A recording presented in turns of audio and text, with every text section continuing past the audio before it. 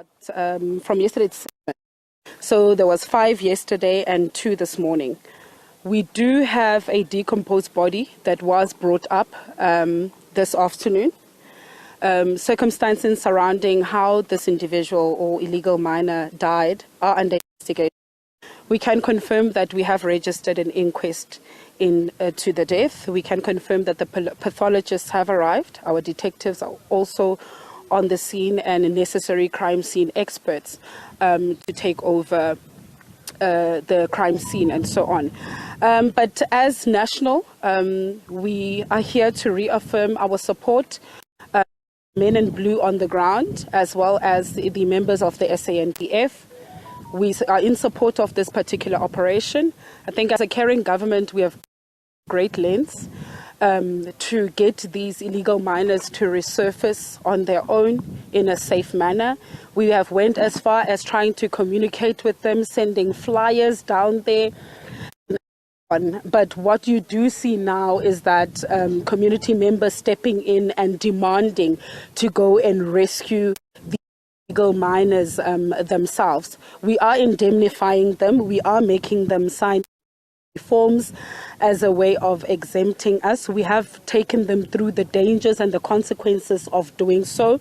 But like I've indicated, as a caring government, we've gone through great lengths. This is a complex and time and again we will be advised on what is the right thing to do. So we are on rescue mode and so on. From our side as national, we are, like I've indicated, we are supporting this particular operation. When you look at since the inception of Operation Valomgoti in December, you will recall that we had various incidents of high levels of crime in illegal mining operations where they were taking place in those particular communities. And since the inception of this particular operation, we've seen a decrease in these illegal mining activities. We've seen a decrease in those particular communities. We have taken note of the outcry that is there in terms of the complaints made against the police, and we are reaffirming our stance as the police support this particular operation that has been run in Stilfontein. I think South Africans are quick to forget on what exactly happened a few years back when we started experiencing incidents of crime in these that are associated with these illegal mining operations. We had 8 women that were raped in the Krugersdorp areas, of which this particular case is still under investigation, and that particular incident was as a result of illegal mining operations.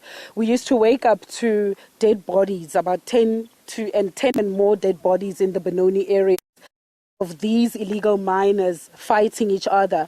But all those incidents have ceased, and that is because of the work of Operation. So it is quite encouraging that since its inception in December 2023, more than 13,000 illegal miners have been arrested. Some were arrested for other activities because, as you know, the Operation Valomgoti is not only concentrating on illicit mining activities, it does also focus on associated crimes. Like I've indicated, you do find that when these illegal miners do not get to the commodity, when they cannot get to the commodity, they then start committing other crimes. There's high levels of murders, rapes, robberies in communities that are near these illegal mining operations.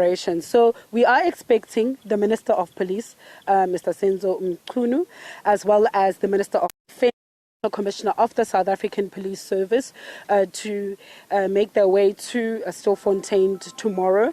They will be briefed by the team, the overall commander. They will then take a walkabout just to assess the current rescue operation that is underway. I've indicated numerous times that as a responsible government, we are not going to be allowing our men and women in blue as well as our soldiers to go down there and combat this particular activity. mere fact that we have consulted with the mine owner, we have consulted with DMRE, and they are telling us that it is unsafe, it's inhumane to allow people to go down there. We have taken a decision that no police officer, no government will go down to an abandoned mine. Firstly, there are hazardous gases that are flowing there. There's a high risk of loss of life. Secondly, according to our intelligence, these illegal miners may be heavily armed. When you look at the stats, since December, we have seized more than 369 high-caliber firearms from these illegal mining operations. We've also seized more than 10,000 rounds of ammunition, high-caliber ammunition from these operations. There is a lot that we've seized, 5 million in cash as well as 32 million worth of uncut diamonds. So those are some of the items that we have seized from these illegal mining operations. I'm going to leave it there, and if there's any questions, I will respond accordingly. Do you believe the word from the negotiator was sent underground, or steps have you taken to verify what he told the police? Look, at this stage, let me also take this opportunity to clarify, there's no one that is trapped underground. This is an illegal mining operation. When you use the word trapped, it means it's a legal operation. This is an illegal operation. Like I've indicated, as a caring government, we've gone to great lengths to allow these illegal miners to resurface, and it seems as though they are refusing. Some have resurfaced. I've mentioned the number 1,173 as of 2 o'clock this afternoon. We do have our own intelligence that is also doing the spate work. Our detectives are also on the ground. We think the number of 4,500 is far-fetched. We are not disputing that there is a lot of illegal miners down there, but the number of 4,500 is far-fetched. We do know the information that we are told is that there are hundreds. So we are making a call to all these illegal miners really to adhere to the call by our men and women in blue to resurface so that they can be processed and the necessary action can be taken. At which mine shaft did this illegal miners resurface? 1,700 in which shaft? Does it matter? It's 11 and Margaret. Okay. Was it today? Today, two resurface at shaft number 10. Okay. Can we come this way? Yeah. Today, only two resurfaced at shaft number 10 in the same area where we're standing. So the over 1,000 is from the past 2 weeks? Yes, that is inclusive with those that resurfaced weeks back, including 2 days ago, 15 resurfaced at Margaret Shaft. Can I ask Brigadier Mathe, you're saying that you are not willing to send your men in blue underground for the underground operation because it's inhumane. What do you say to those that are saying it was inhumane of Bala Umgoti to deprive people food and water without giving them the necessary notice, if you may, to say this is what we are planning and therefore get yourself ready, and only then you can then say we are closing off the routes, because some feel like you closed off the routes and that on its own, depriving people food and water, it's inhumane. Look, our mandate is quite clear. We are here to prevent and combat crime. And what is happening down there is crime. No matter how you try and, explain, the dire situation down there. We've got a job to do as the SAPS, and we are not backing down. What is happening out there, down there is illegal, and we are simply enforcing the law. We're not going to be backing down, colleagues. First of all, we take into cognizance the safety of those that are underground. They shouldn't be. That is why we are conducting this particular operation, and that is why we are implementing this particular strategy. So we are going to our strategy, and just to clarify, we never blocked any entrance and exit. We stood static and we called on these illegal miners to resurface. We are not going to celebrate crime. We are not going to allow crime to thrive under our watch. We have given them ample time to come up, to resurface. to ensure that we uphold and enforce the law accordingly. So as the SAPS and together with the members of the SANDF, we are not backing down. We are doing what we are supposed to do, and that is to prevent and combat criminality. So we are not going to negotiate with criminals. We are not going to back down on our efforts to stamp the authority of the state. This operation will continue across the country. It is continuing, like I've indicated, yielding the desired results. More than 13,600 suspects, the majority of them illegal miners, being arrested from this particular operation. More than 369 high-caliber firearms being seized. More than 10,000 rounds of ammunition, mostly from high-caliber firearms, also being seized. And I've indicated on the number of I think, trucks as well, illegal mining equipment that has been seized. So as the SAPS in our stance, and we support the work that has been done. And what about those, Mathe, who are indeed, you're saying that nobody is trapped, but those that are indeed trapped and are held, the their will. We are talking about giving information that those that are underground are heavily armed.